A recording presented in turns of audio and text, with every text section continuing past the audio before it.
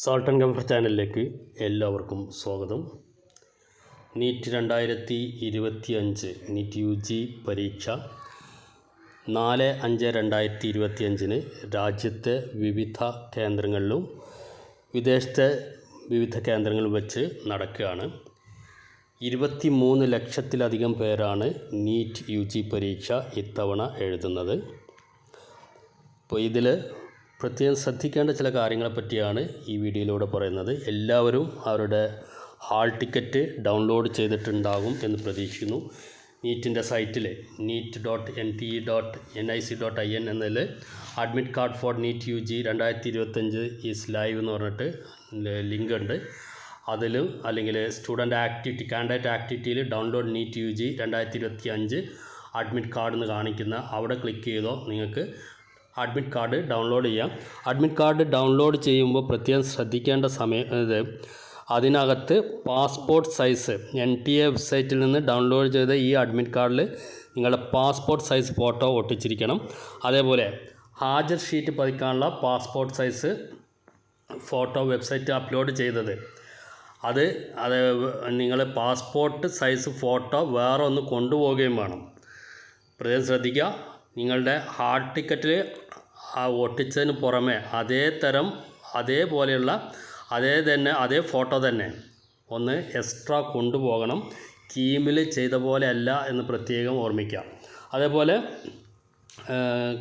ഇതിൻ്റെ ഡൗൺലോഡ് ചെയ്ത proforma post card വലിപ്പമുള്ള ഒരു ഫോട്ടോയും ഒട്ടിച്ച് കൊണ്ടുപോകണം. ഇതിൻ്റെ ഒക്കെ കൂടെ ഈ 3 ഡോക്യുമെൻ്റിൻ്റെ കൂടെ നിങ്ങളെ തിരിച്ചറിയാനുള്ള ഒരു ഒറിജിനൽ ID കാർഡും കൂടെ ഉണ്ടായിരിക്കണം. ഒന്നുകിൽ പാൻ കാർഡ്, അല്ലെങ്കിൽ ഡ്രൈവിംഗ് ലൈസൻസ്, അല്ലെങ്കിൽ voter ID, passport, Aadhaar card, ration card, 12ാം class പരീക്ഷ എഴുതിയപ്പോൾ ആ സമയത്ത് നിങ്ങൾ ഉപയോഗിച്ച ഹാൾ ടിക്കറ്റ് ഫോട്ടോ അതിലുണ്ടായിരിക്കണം. ഇങ്ങനെയുള്ള കാര്യങ്ങളൊക്കെ ആണ് ഇതിൽ ID കാർഡായിട്ട്, അല്ലെങ്കിൽ ഏതെങ്കിലും ഗവൺമെൻറ് റെക്കഗ്നിഷൻ ഉള്ള ഏതെങ്കിലും കാർഡ്, ഇതാണ് നിങ്ങൾ ID കാർഡായിട്ട് കൊണ്ടുപോകേണ്ടത്. പരീക്ഷാ കേന്ദ്രത്തിൽ നേരത്തെ എത്താൻ ശ്രദ്ധിക്കുക. പരീക്ഷ തുടങ്ങുന്നത് 2 മണിക്കാണ്. പക്ഷേ പരീക്ഷാ കേന്ദ്രത്തിൽ 1:15 മുതൽ പരീക്ഷാ ഹാളിൽ ഇരിപ്പിടം അനുവദിക്കും. 1:30 മുതൽ പ്രധാന അറിയിപ്പുകൾ നൽകും. പിന്നെ 1:50 പരീക്ഷാ ബുക്ക്ലെറ്റ് നൽകും. ഈ ബുക്ക്ലെറ്റിൽ ആവശ്യമായ കാര്യങ്ങൾ എൻ്റർ ചെയ്യാനുള്ള സമയമാണ് 2 മണി വരെ. 2 മണിക്ക് കൃത്യം 2 മണിക്ക് നിങ്ങൾക്ക് പരീക്ഷ എഴുതി തുടങ്ങാവുന്നതാണ്. അപ്പോൾ നേരത്തെ നിങ്ങൾ ഹാജരായി കഴിഞ്ഞാൽ ഇതിൽ നിങ്ങൾക്ക് നേരത്തെയുള്ള ചെക്കിംഗ് ഒക്കെ നടത്താൻ സാധിക്കുകയുള്ളൂ. പരമ്പരാഗത ഡ്രസ്സിൽ വരുന്നവർ, അതായത് ഫുൾ സ്ലീവ് ഇതൊന്നും ഉപയോഗിക്കാൻ പാടില്ല എന്നൊക്കെ പറഞ്ഞിട്ടുണ്ടാവും.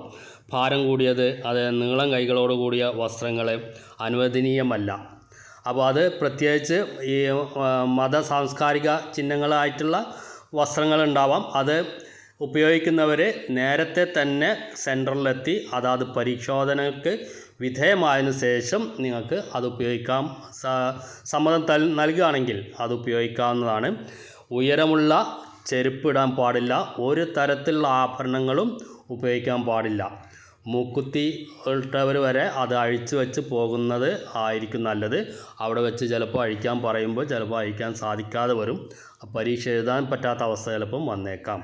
അതുകൊണ്ട് തന്നെ അതൊക്കെ ശ്രദ്ധിക്കുക. ഉയരമുള്ള ചെരുപ്പ്, അതേപോലെ ഷൂസ് ധരിക്കാൻ പാടില്ല. ബോയ്സ് ആണെങ്കിൽ ഗേൾസ് ആണെങ്കിലും ബെൽറ്റ് ധരിക്കാൻ സമ്മതിക്കില്ല. അപ്പോൾ അതെല്ലാം ശ്രദ്ധിക്കുക. നിങ്ങൾ കൊണ്ടുപോകുന്ന പേന നിങ്ങൾ കൊണ്ടുപോകേണ്ട ആവശ്യമില്ല. അതാത് സെൻറ്ററിൽ നിന്ന് തന്നെ പരീക്ഷയ്ക്ക് ഉപയോഗിക്കാൻ ആവശ്യമായ പേന തരും. വെള്ളം കൊണ്ടുപോകേണ്ടവർ വെള്ളം കൊണ്ടുപോകാൻ പറ്റും. പക്ഷേ ട്രാൻസ്പെറൻ്റ് ആയിട്ടുള്ള ബോട്ടിൽ മാത്രമേ അവിടെ ഉപയോഗിക്കാൻ സാധിക്കുകയുള്ളൂ എന്നുകൂടി ശ്രദ്ധിക്കാം. കുപ്പിയിലോ അതേപോലെ ഫ്ലാസ്ക് പോലെ ഉള്ളതിലോ വെള്ളം അനുവദിക്കില്ല. ട്രാൻസ്പെറൻറ്റ് ബോട്ടിലിന് മാത്രമേ അകത്തേക്ക് പ്രവേശനം ഉള്ളൂ. പിന്നെ geometry box, pencil, hard bag, purse, പിന്നെ watch, calculator, mobile phone, microphone, പിന്നെ ഇലക്ട്രോണിക് വാച്ച് ഉൾപ്പെടെയുള്ള ഇലക്ട്രോണിക് ഉപകരണങ്ങൾ, ATM കാർഡ്, കമ്മലും മുക്കുത്തി, മറ്റ് ആഭരണങ്ങൾ, ഇതൊന്നും കാൻഡിഡേറ്റിൻ്റെ കയ്യിൽ അനുവദിക്കുകയേ ഇല്ല. അതുകൊണ്ട് അതൊക്കെ വീട്ടിൽ വച്ചിട്ട് അല്ലെങ്കിൽ പുറത്താരെങ്കിലും കാത്തു നിൽക്കുകയാണെങ്കിൽ അവരെ ഏൽപ്പിച്ചിട്ട് വേണം അകത്തേക്ക് കയറാൻ. ഈ പുറത്ത് നിൽക്കുന്നവർക്കും ഈ ഒരു പരിസരത്ത് ഒരു പ്രത്യേക ഏരിയ വരെ അവർക്കും പ്രവേശനം നൽകിയുള്ളൂ. പല സ്കൂളുകളും അല്ലെങ്കിൽ സെൻറ്ററുകൾ ഗേറ്റിന് പുറത്തായിരിക്കും ഇത് നൽകുന്നത്. അതുകൊണ്ട് തന്നെ പുറത്ത് അതിന് സ്ഥാനമുള്ളവർ, അങ്ങനെ പുറത്ത് വെയിറ്റ് ചെയ്യാൻ പറ്റുന്നവർ വേണം ഇവരെ ബൈസ്റ്റാൻഡറായിട്ട് പോകാനുള്ളതും കൂടി ശ്രദ്ധിക്കാം. കാരണം 12:30-ക്ക് ചെക്കിങ് തുടങ്ങിക്കഴിഞ്ഞാൽ ആ കുട്ടി പുറത്തിറങ്ങുന്നത് പിന്നെ വൈകിട്ട് 5 മണിക്ക് ശേഷമാണ്. അപ്പോൾ അത്രയും നേരം പാരൻറ്റോ അല്ലെങ്കിൽ മറ്റാരെങ്കിലും കൂടെ പോകുന്നുണ്ടെങ്കിൽ അവരെല്ലാം അവിടെ വെയിറ്റ് ചെയ്യേണ്ടി വരും എന്നുള്ളതും കൂടി മനസ്സിലാക്കുക. മാത്രമല്ല പ്രതികൂല കാലാവസ്ഥ മുന്നറിയിപ്പുകൾ ഇങ്ങനെ വന്നുകൊണ്ടിരിക്കുന്നുണ്ട്, അതും കൂടി ശ്രദ്ധിക്കുക. അതുകൊണ്ട് തന്നെ പരീക്ഷയ്ക്ക് പോകുന്നവർ നേരത്തെ പോകാൻ ശ്രദ്ധിക്കുക. കാരണം കാലാവസ്ഥ പ്രതികൂലമായി കഴിഞ്ഞാൽ പല സ്ഥലങ്ങളിലും എത്താൻ വളരെ ബുദ്ധിമുട്ടുണ്ടാവും, റോഡ് ബ്ലോക്കാവും.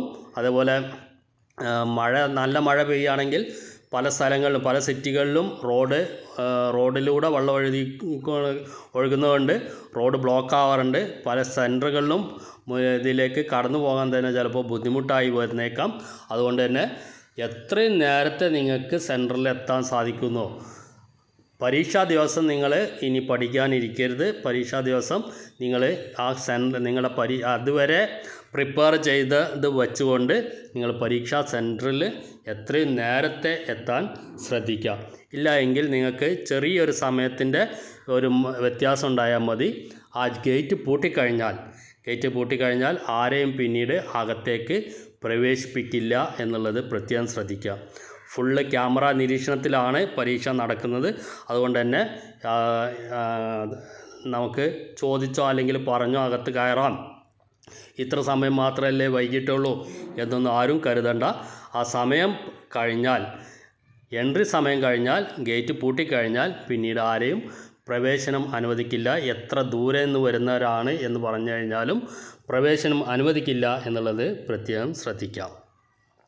അതേപോലെ ഈ പരീക്ഷയ്ക്ക് എത്ര ചോദ്യങ്ങളാണ് എന്നുള്ളതൊക്കെ നിങ്ങൾക്ക് നേരത്തെ പറഞ്ഞിട്ടുണ്ടാകും. 180 ചോദ്യങ്ങളാണ്, 720 മാർക്കാണ്.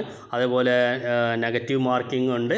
അതുകൊണ്ട് തന്നെ ആവശ്യമുള്ളത് മാത്രം നിങ്ങൾക്ക് ഉത്തരം ഉറപ്പാണ് എന്നുള്ളത് മാത്രം അറ്റൻഡ് ചെയ്യാനും അത് ഉത്തരം നൽകാനും ശ്രദ്ധിക്കുക. വെറുതെ നെഗറ്റീവ് മാർക്ക് വാങ്ങിയിട്ട് പിന്നീട് ഇത് ആവശ്യമില്ലായിരുന്നു, അങ്ങനെ ചെയ്യേണ്ടില്ലായിരുന്നു എന്ന് പറയുന്ന ഒരുപാട് സ്റ്റുഡൻസ് ഉണ്ടാവാറുണ്ട്.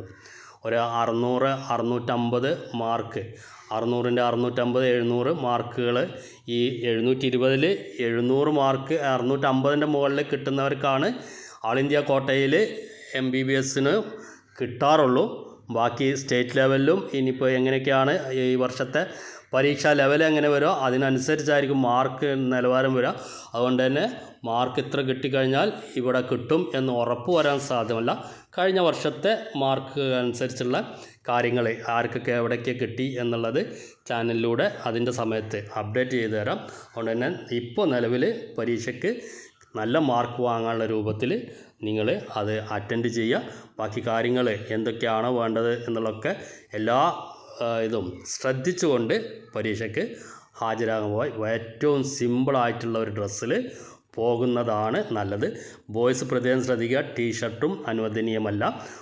വലിയ പ്രിൻ്റുള്ള ഷർട്ടുകളും അതേപോലെ ഗേൾസിനാണെങ്കിൽ വലിയ പ്രിൻ്റുകളുള്ള വസ്ത്രങ്ങൾ ഒന്നും അനുവദനീയമല്ല. വലിയ പ്രിൻറ്റും വലിയ ബട്ടണുകളും ഉള്ളതൊന്നും അനുവദനീയമല്ല എന്നുകൂടി മനസ്സിലാക്കുക. കൂടുതൽ കാര്യങ്ങൾ വെബ്സൈറ്റ് നോക്കിയിട്ടും അതേപോലെ നിങ്ങളുടെ ഹാൾ ടിക്കറ്റുള്ള നിർദ്ദേശങ്ങളും ഇനി മറ്റ് ചാനലുകളിൽ പറയുന്നതും ഒക്കെ ശ്രദ്ധിച്ചതിന് ശേഷം അതിനനുസരിച്ച് ഈ പരീക്ഷയ്ക്ക് ഹാജരാകുക. എല്ലാവർക്കും വിജയാശംസകൾ നേരുന്നു. വീഡിയോ വാച്ച് ചെയ്യുന്നതിന് നന്ദി, നമസ്കാരം.